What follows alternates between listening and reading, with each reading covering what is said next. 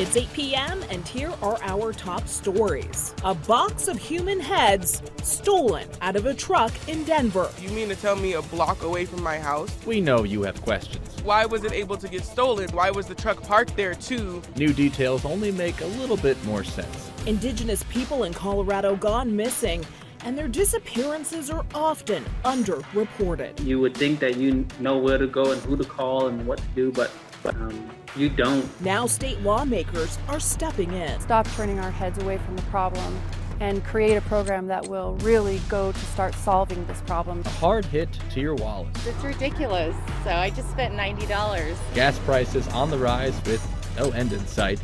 Now professional drivers can't afford to keep their foot on the gas any longer. It impacts my bottom line, yeah, which is, frustrating. Good evening and thank you for watching Denver 7 News on Local 3. I'm Jessica Porter. I'm Danny New. We begin tonight with a crime out of Denver that sounds like it's from a horror movie. The police are looking for a box of human heads that was stolen out of a truck. A lot of questions with this story. Denver 7's Colette Bordelon is digging for answers about where those heads came from and where they were going. Near East 23rd Avenue, disturbing news is making its way around the neighborhood. You mean to tell me a block away from my house? Pila Ross, who didn't want to be on camera, can't believe a box of human heads meant for medical research were stolen out of a company's truck not far from where she lives. You never know what those heads were going to be used for one. And for two, what are you going to do with them now that you found them? The ripple effect of the donations taken goes beyond the initial shock. I don't think people understand the negative impact that an event like this can have on our industry. At TomorrowLink, a whole body donation program, this is where all of the education happens.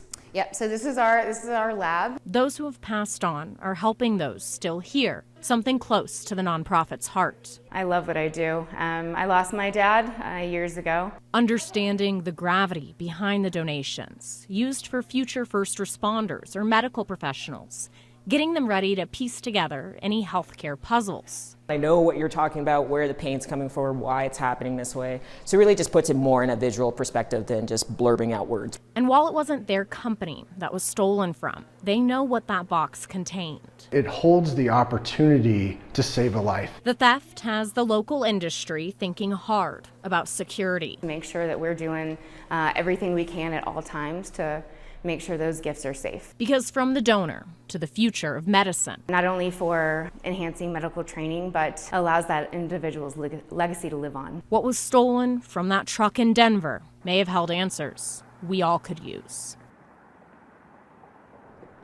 That was Colette Bordelon reporting. Thank you, Colette. And Science Care could not interview with us today, but they naturally say that they want to find that white cardboard box, which has a blue Science Care logo on it. And if you have any information, please call Denver Police at the number on your screen, which is 720-913-2000. There are currently hundreds of missing people in Colorado, and for those who identify as Indigenous, cases often go unsolved. A new bill set to be introduced in the legislature this week would create an Office of Missing and Murdered Indigenous Relatives, otherwise known as MMIR. The office would be tasked with creating an alert system for missing and murdered Indigenous people. It would train first responders on how to handle these cases, work on improving data tracking, and review cold cases. Also, it would take a closer look at deaths that were ruled to be a suicide or overdose, but that were under suspicious circumstances. Now, one of the big hurdles these cases face is jurisdictional complications, where there is not a clear understanding of the protocols for interagency cooperation since tribal nations are involved. We spoke with the bill's prime sponsor, Colorado State Senator Jessie Danielson, about why she is bringing this bill forward. Indigenous people in Colorado, in particular Indigenous women and children, are victims of violent crime at an extraordinarily higher rate than any other group of people in the state and across the country. So I felt it was my obligation to do what's right. And we also heard from families today about what an office with this focus and state resources would mean to them. Todd Lertjun-Tharangul's sister, Kim, has been missing since March. She was last seen at a light rail station in Greenwood Village. Now, his family has come up with a reward and put up billboards to try and find her, but they say many others can't. A lot of the Native families that are experiencing this may not have the wherewithal or the means or the resources to mount real significant efforts to identify and find their loved ones that may be missing. I can't even put into words how happy that makes me and how supportive of those families approach like that would be. As of December, the Colorado Bureau of Investigations shows 14 missing Indigenous people in Colorado. 15 other states have already taken steps to address MMIR cases. U.S. Secretary of State Antony Blinken is calling on Russia to end its war in Ukraine and give citizens a safe path to flee the country. Today, Ukraine's president held a third round of talks with Russia and said progress was made on enforcing peaceful corridors to safely evacuate citizens. As of now, the UN says there have been more than 400 civilian deaths. Meanwhile, despite President Zelensky's pleas, the U.S. and NATO remain opposed to enforcing a no-fly zone over the country. While the damage from Russia's relentless onslaught continues to turn Ukrainian neighborhoods into horrifying hellscapes, the Pentagon says that they believe Russia hasn't made the progress they thought they would in taking over the country. They are having morale problems. They are having supply problems. They are having fuel problems. They are having food problems. They are meeting a very stiff and determined Ukrainian resistance. And one other thing to note, Russian forces are now seeking to recruit foreign fighters, including Syrians, to aid in their deadly invasion. Due in part to the crisis in Ukraine and a transition to summer prices, the average price for a gallon of gas in the U.S. is now more than $4 a gallon. This weekend, we hit the milestone for the first time since 2008. AAA reports Colorado was below the national average at about $3.75. That's up nearly 40 cents, though, from last week. Putting this in perspective, here's a look at the states with the highest and lowest averages right now. Missouri's average is the lowest at $3.67. It's looking more like liquid gold, though, in the Golden State. Californians are the highest paying in the nation, averaging $5.32. And there seems to be no end in sight for those rises in prices. Denver 7's Sloan Dickey continues our coverage tonight. Sloan, you spoke to drivers who say this is hurting their bottom line.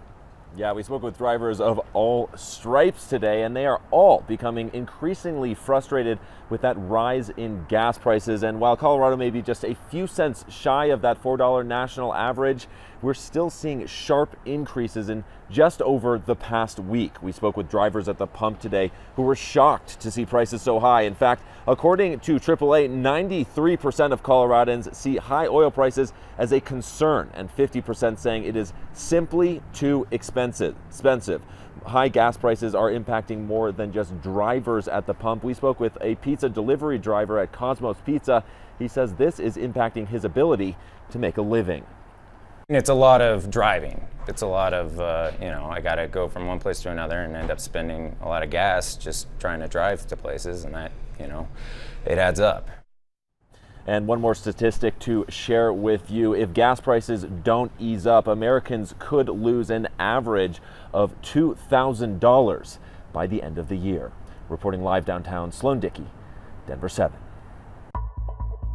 Coming up on Denver 7 News at 8. A dangerous Denver intersection. Overrun with reckless drivers. Now those living nearby are fearing for the worst. We're a block north of an elementary school. We're two blocks south of a children's park. Generally dry and quiet for Tuesday, but this storm means more snow Wednesday and Thursday. Plus, know nothing about bocce ball? A few months ago, neither did this teenager, and now he's internationally decorated in the sport. The thought that I had in my mind is I knew I deserved to be there,